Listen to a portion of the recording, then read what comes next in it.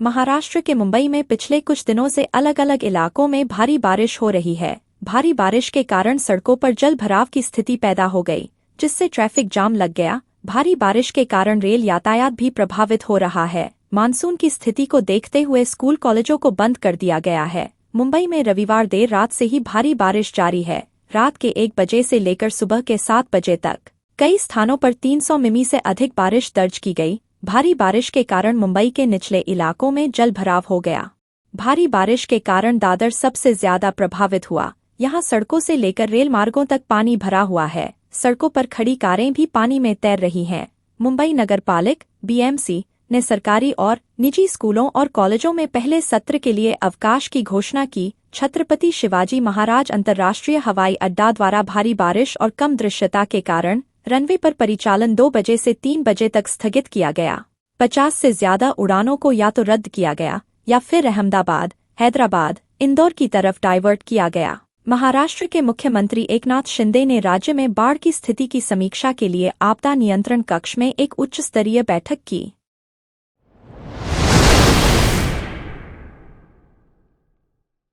महाराष्ट्र के मुंबई में hit and run मामले में मुख्यमंत्री एकनाथ शिंदे ने प्रतिक्रिया दी। उन्होंने बताया कि वे राज्य में इस तरह की घटनाओं को लेकर बेहद चिंतित हैं। सीएम शिंदे ने कहा कि शक्तिशाली और प्रभावशाली लोग व्यवस्था में हेरफेर करने के लिए अपनी प्रतिष्ठा का दुरुपयोग करते हैं। उन्होंने आगे कहा कि आम लोगों का जीवन उनके लिए बहुत कीमती है।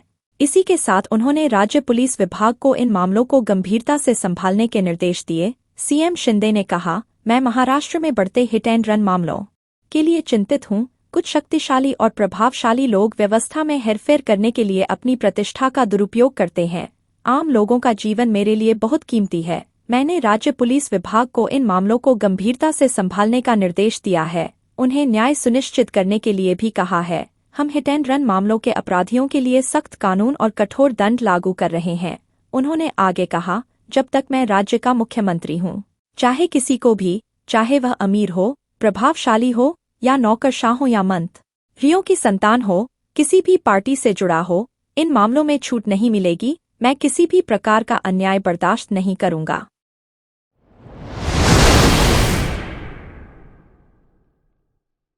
राज्य के 13वें मुख्यमंत्री के रूप में सत्ता संभालने वाले हेमंत सोरेन सोमवार को विधानसभा में विश्वास मत पेश किया। विपक्ष के जोरदार हंगामे और वॉकआउट के बीच सीएम सोरेन ने विश्वास मत जीत लिया।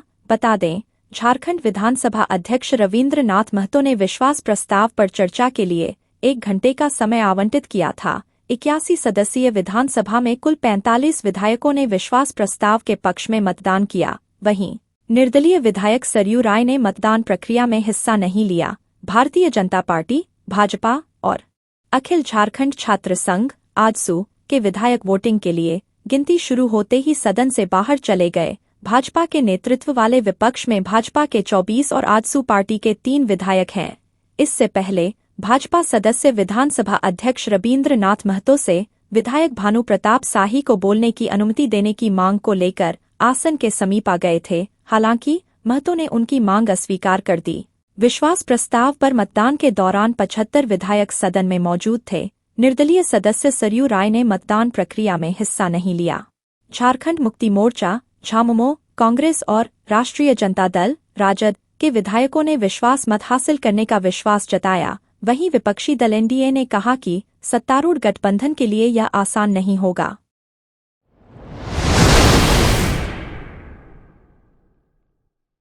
कल की 2898 एडी सिनेमाघरों में मजबूती से टिकी हुई है। 27 जून 2024 को रिलीज हुई प्रभास, अमिताभ बच्चन, दीपिका पादुकोण और कमल हासन की इस फिल्म को दर्शकों से भरपूर प्यार मिल रहा है। घरेलू बॉक्स ऑफिस पर यह फिल्म 500 करोड़ रुपए की दहलीज छू चुकी है। वहीं वर्ल्ड वाइड भी इस फिल्म की कमाई के आंकड़े खूब तेज गति से आगे बढ़ रहे हैं। आज निर्माताओं ने 11 दिनों की कमाई को लेकर अपडेट साझा किया है। नाग अश्विन के निर्देशन में बनी यह फिल्म पैन इंडिया स्तर पर रिलीज हुई है। फिल्म ने महज 11 दिनों में ही सभी भाषाओं को मिलाकर भारत में 507 करोड़ का कारोबार कर डाला। वहीं ग्लोबल बॉक्स ऑफिस पर फिल्म 1000 करोड़ी क्लब में शामिल होने की तरफ तेजी से बढ़ रही है। वैजयंती मूवीज की तरफ से साझा की गई जानकारी के मुताबिक वर्ल्ड वाइड यह फिल्म 900 करोड़ रुपए कमा चुकी है। मेकर्स ने फिल्म का नया पोस्ट जारी किया है। इसमें 900 करोड़ रुपए के आंकड़े के साथ फिल्म को एपिक ब्लॉकबस्टर बताया गया है। पोस्टर के साथ कैप्शन लिखा है, जादुई मील के पत्थर की ओर बढ़ते हुए। फिल्म की इस उपलब्धि पर यूजर्स निर्माताओं को बधाई दे रहे हैं, साथ ही कह रहे हैं कि वे 1000 करोड़ रुपए का पोस्टर देखने के लिए बेकरार हैं। मालूम हो कि फिल्म कल की 2898 एडी के सीक्वल पर भी काम शुरू हो चुका है।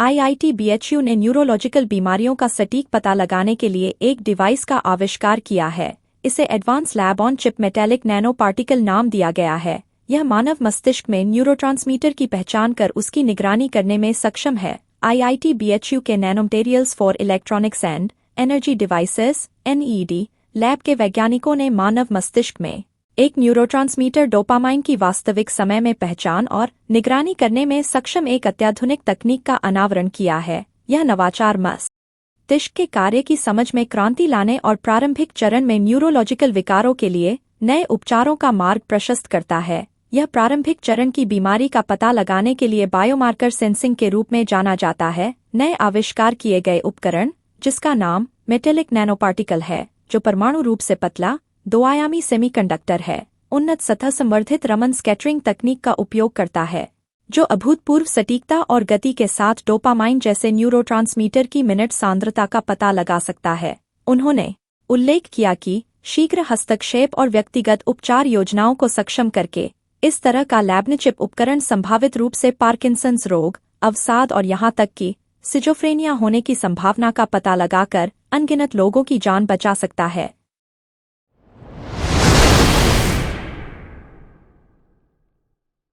Eastern Nagaland people's organisation ENPO ने पूर्वी नागालैंड के 6 जिलों में घोषित अपने सार्वजनिक आपातकाल को अस्थायी रूप से निलंबित कर दिया। यह निर्णय 3 जुलाई को तुएनसांग में ENPO के केंद्रीय कार्यकारी परिषद की बैठक के दौरान लिया गया। बता दें कि ENPO 8 जनजातियों का एक समूह है, जिसमें चांग, खियानियुंगन, कोन्याक, फोम, संगतम, तिखिर, यिमखियुंग और सुमी शामिल हैं। ENPO ने मोन, तुएनसांग, लोंगलेंग, किफिरे, शमतोर और नोकलाक जिले में सार्वजनिक आपातकाल की घोषणा की थी। फ्रंटियर नागालैंड क्षेत्र की अपनी मांग पर दबाव डालने के लिए लोकसभा और शहरी स्थानीय निकायों के चुनावों में भी हिस्सा नहीं लिया था।